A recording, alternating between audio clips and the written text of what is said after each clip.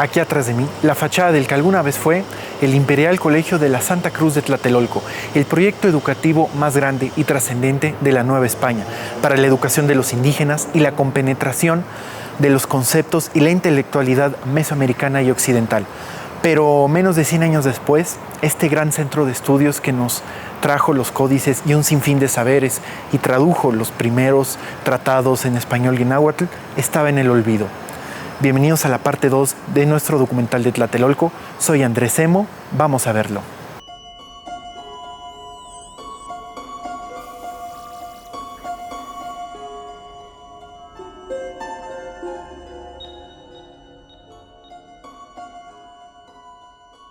Al cabo de 60 años, miles de indígenas adquirieron en este colegio las herramientas jurídicas, literarias, administrativas y lingüísticas para comprender el nuevo orden y garantizar la comunicación entre los mundos indígena y español.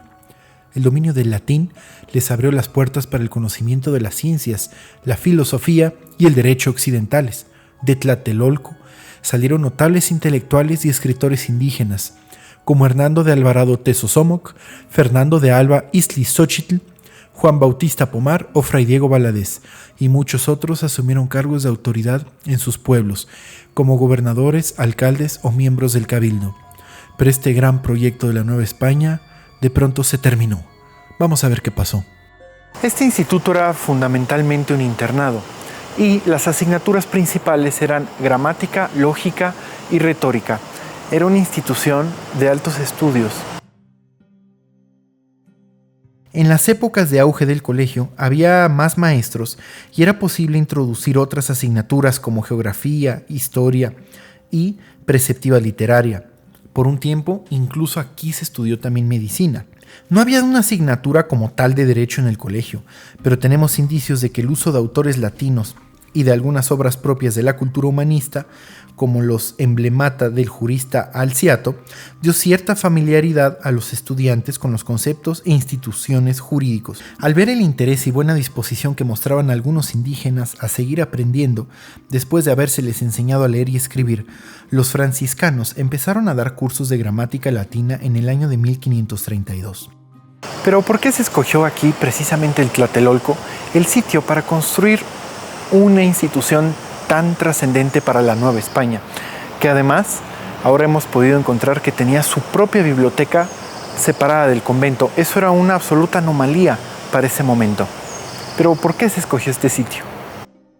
Si bien estos cursos ya habían iniciado en la capilla de San José de los Naturales, mucho más cerca de la Ciudad de México, desde un inicio, al notar el virrey la trascendencia y la importancia de esta educación por parte de los franciscanos, se escogieron los predios de Tlatelolco para esta enorme empresa, el proyecto educativo más grande de la Nueva España, pues Tlatelolco ofrecía el espacio, además estaba el huerto y sobre todo la enorme experiencia y sabiduría del pueblo tlatelolca iba a ser de enorme ayuda para la instauración de la institución. Fue así que se decidió por crear aquí el Colegio de Santa Cruz de Tlatelolco. Se inauguró el nuevo colegio el día de la Epifanía de 1536, con la advocación de la Santa Cruz y el beneplácito del rey. Muchos pueblos indígenas, en particular del Valle de México y sus alrededores, enviaron a 1 o 2 jovencitos pertenecientes a la nobleza para formar la primera generación de estudiantes, que llegaron a ser unos 80. Es bastante seguro afirmar que los chicos llegaban al colegio a la edad de 12 años y regresaban a sus pueblos al cumplir 14 o 15. En algunos casos, es posible que hayan regresado más pequeños. Sabemos que los franciscanos preferían alejarlos cuanto antes de su entorno familiar, para asegurarse de que crecieran alejados de la influencia de algunos adultos de sus comunidades. Para ello, llegaron a argumentar sobre la conveniencia de que se les llevara al colegio entre los 8 y los 12 años, aunque no parece que esto haya sido la regla. Había algunos que veían en el colegio una herramienta útil para elevar el nivel de instrucción de los indígenas con miras a la formación de un clero local. Había una corriente de opinión que consideraba muy valioso que se formaran indígenas seglares, humanistas, eruditos, que fuesen capaces de estudiar y enseñar los grandes textos de la tradición occidental. El principal promotor de esta idea fue el propio virrey de Mendoza.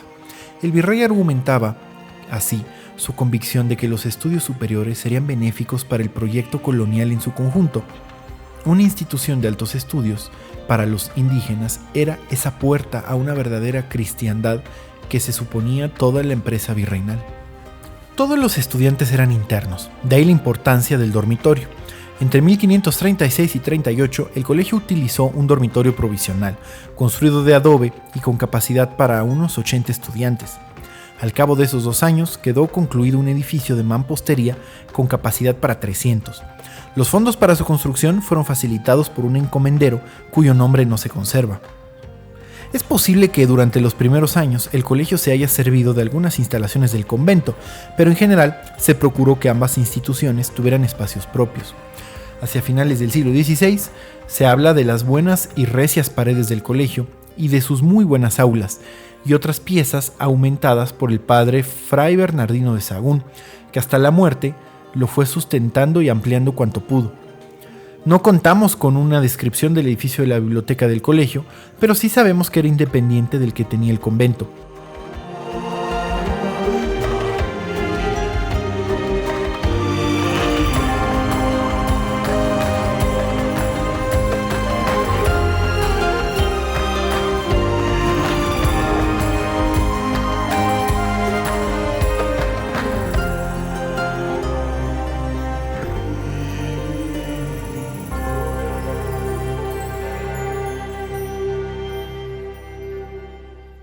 Este colegio contó con el apoyo directo de la corona, tanto de Carlos I como de Felipe II.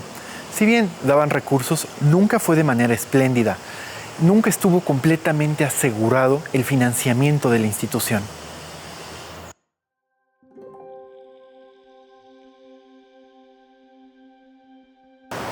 Sabemos que aquí cada estudiante tenía su propio libro y eso era una absoluta anomalía para la época, pues para empezar el papel era muy difícil de conseguir y se estaban asimilando las técnicas mexicas con las occidentales para construir y tener este tipo de materiales sin tenerlos que traer desde España, lo cual era muy difícil y extremadamente costoso.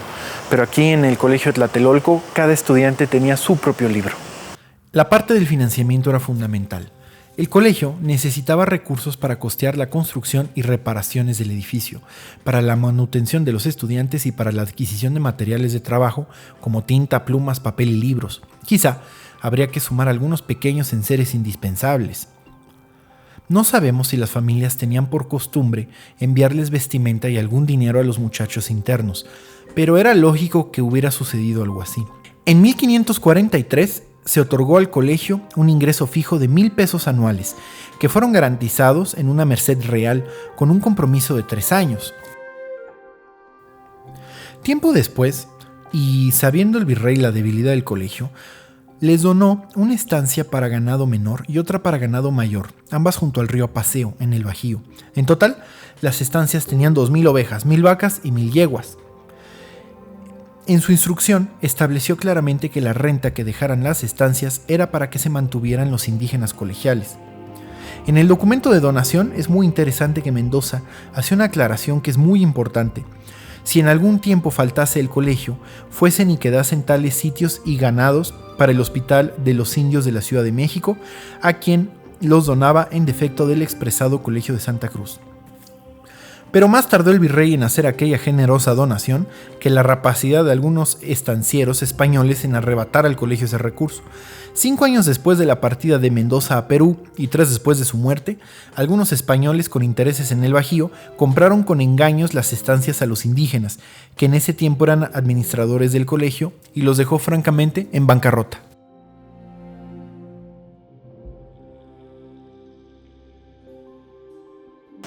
El colegio estuvo regido por los franciscanos de 1536 a 1546.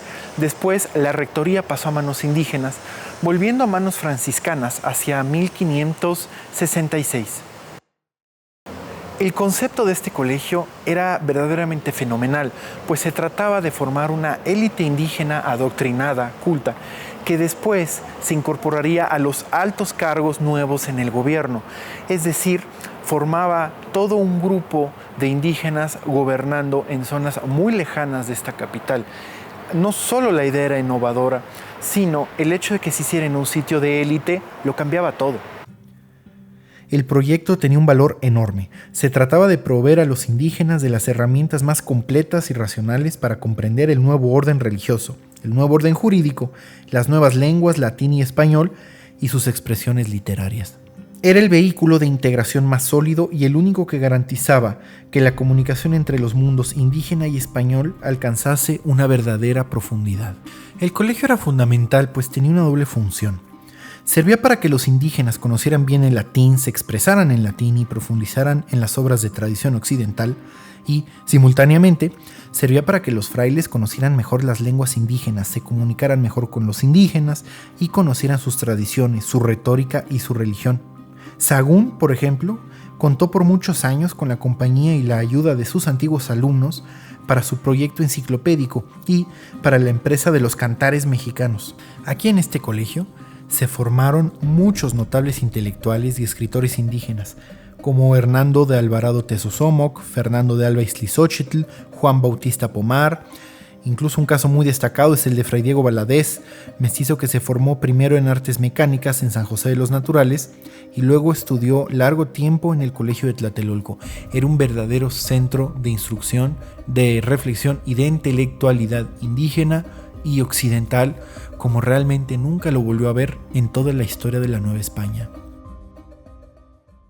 Uno de los muchos frutos de este colegio, por ejemplo, fue el primer libro de plantas medicinales. Además, en este sitio los indígenas dominaban el latín y eso era muy importante porque les abría las puertas al pensamiento occidental y lo llegaron a dominar perfectamente bien. El colegio de Tlatelolco fue el sitio del diálogo intercultural entre indígenas y españoles por excelencia de la Nueva España. Aquí, por ejemplo, se sentaron las bases para la creación de lo que luego sería el Códice Florentino. Muchísimos documentos con los cuales hoy nos explicamos la conquista, la estudiamos y los primeros años de la vida virreinal se crearon aquí, en el colegio de Tlatelolco. Los alumnos de Tlatelolco que regresaban a sus pueblos fueron famosos difusores y muy eficaces en la integración cultural entre el mundo indígena y el occidental, e incluso muchísimos de ellos asumieron cargos de autoridad importante en sus lugares de origen, lo cual creaba una influencia profunda en toda la Nueva España. Los estudios en el colegio de Tlatelolco tuvieron un impacto directo en la formación intelectual de muchos jóvenes indígenas de origen noble. Entre 1536 y 1596, los años en los que duró en funcionamiento el colegio, pueden haber pasado por aquí entre 2.400 y 6.000 alumnos, la mayoría de ellos dejando una profunda huella en sus comunidades de origen o en la propia Ciudad de México.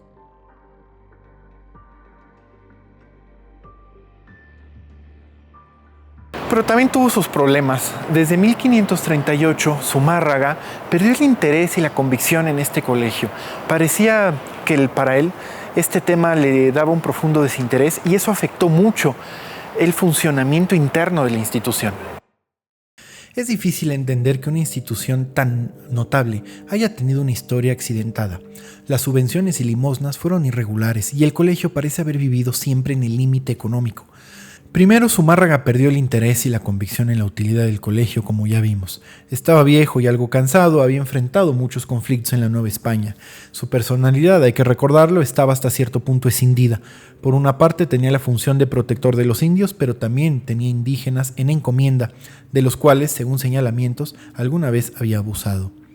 Se dedicó a fondo a su tarea pastoral y se ocupó de adaptar la doctrina cristiana para los indígenas, pero también fue un inquisidor muy riguroso. En Vizcaya había perseguido brujas al lado de otro franciscano, Fray Andrés de Olmos, y en la Nueva España emprendió procesos inquisitoriales contra los indígenas. Se ha hablado de una decepción franca de Zumárraga motivada por la evidencia que pasó frente a sus ojos, como inquisidor de la persistencia de prácticas idolátricas, por eso la decepción de Zumárraga. El virrey Mendoza, por el contrario, creyó en el sentido del proyecto hasta que tuvo que dejar el virreinato de la Nueva España. Su sucesor continuó apoyando el colegio, pero con menos argumentos y entusiasmo que el primer virrey. Lo mismo podría decirse de Felipe II respecto a Carlos I. Podemos ver la enorme trascendencia de este sitio en el famoso mapa de Uppsala que se construye hacia 1535-36 porque se acaba de refechar, donde el colegio de Tlatelolco y el convento son anormalmente grandes respecto al resto del espacio de la isla de Tenochtitlan y de la propia Ciudad de México. Eso nos habla que este era un sitio de intercambio de ideas y de culturas y de conceptos intelectuales muy profundo. Y hablando en términos del mapa de Uppsala, aquí podemos ver que el espacio del Imperial Colegio de Santa Cruz de Tlatelolco es inmenso y desproporcionado.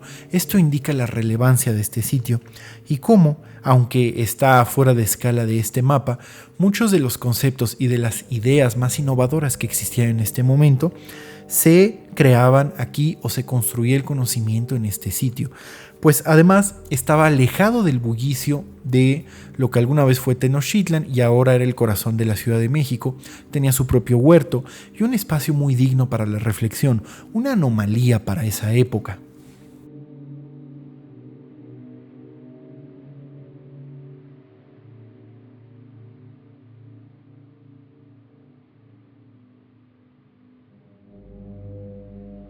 Es probable, por otra parte, que la ausencia de los frailes haya debilitado políticamente al colegio, lo haya hecho mucho más vulnerable frente a los embates de otros intereses. Fue precisamente en el periodo de la rectoría indígena cuando tuvo lugar la citada estafa que les privó del que pudo haber sido su principal ingreso, los campos de ganado que les había dejado el virrey. Existía un paralelismo entre la situación del colegio y el largo proceso de la cultura cristiano-indígena del siglo XVI. Momentos de entusiasmo, momentos de desencanto, dudas sobre el grado de asimilación del cristianismo, proyectos reimpulsados en varias ocasiones. También el golpe de la epidemia de 1576 parece haber sido muy fuerte para todos los proyectos relacionados con la cultura, el arte, la liturgia en los pueblos de los indígenas. Hacia 1596 escuchamos al padre Mendieta explicar: y ahora poco más sirve el colegio de enseñar a los niños indígenas que ahí se juntan, que son los mismos del pueblo de Tlatelolco, apenas a leer y escribir y algunas buenas costumbres. Ese fue el final del colegio. Un dato muy curioso es que los arcos que estamos viendo aquí no son parte de la arquitectura original, son una suerte de desafortunada intervención entre los muchos usos que tuvo este edificio de los años 60, de donde se trajeron esta arquería que originalmente era parte del Tecpan indígena y que se semidemolió para la construcción del conjunto residencial de Nonoalco Tlatelolco. Pero bueno, estos arcos se salvaron y literalmente se incrustaron en esta pared. No es su ubicación original y se perdieron muchos detalles del edificio, pero aquí es donde lo podemos encontrar.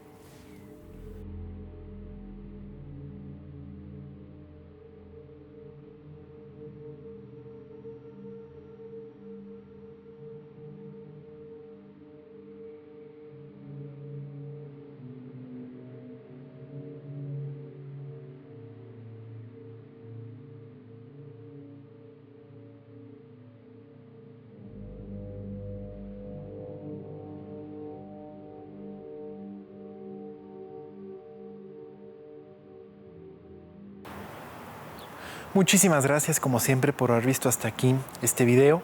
Soy Andrés Emo, me encuentran en Instagram como @semodron. Recuerden suscribirse al canal y les dejo por aquí también todos los datos para que vean nuestros mapas. Tenemos el mapa de Uppsala, varios documentos cartográficos muy interesantes. Les dejo por aquí toda la información. Esta fue la segunda entrega de nuestra serie de Tlatelolco, donde estamos revisando su historia y su trascendencia. Muchísimas gracias, hasta la próxima. Para mi investigación fue de extrema utilidad la publicación Relatos e Historias en México en su número 170, año 15, Imperial Colegio de Tlatelolco, escrito por los autores Pablo Escalante Gonzalvo y Abán Flores Morán.